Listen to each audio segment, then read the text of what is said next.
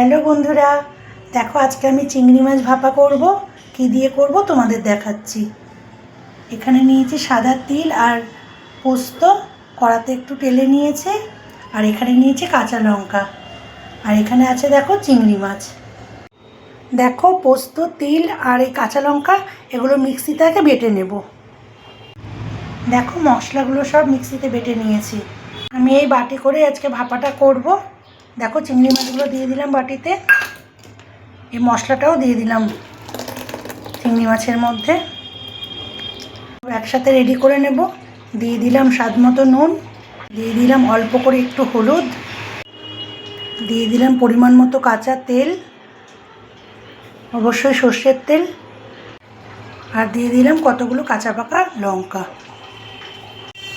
দেখো এগুলো সবগুলো একসাথে মিশিয়ে দিলাম।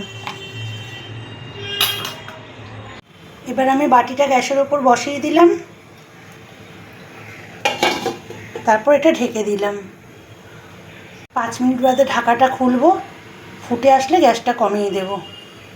দেখো 5 মিনিট হয়ে গেছে, ঢাকাটা এবার খুলে দেব।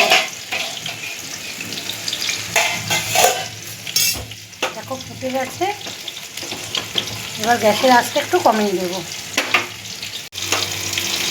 দেখো বেশ কিছুক্ষণ হয়ে গেছে, মাছটাও সুন্দর সেদ্ধ হয়ে গেছে। দেখো চিংড়ি মাছ ভাপা রান্না করা আমার পুরোপুরি হয়ে গেছে। এই নামানোর আগে একটু মিষ্টি দেব, নেড়ে দিলাম, একদম রেডি।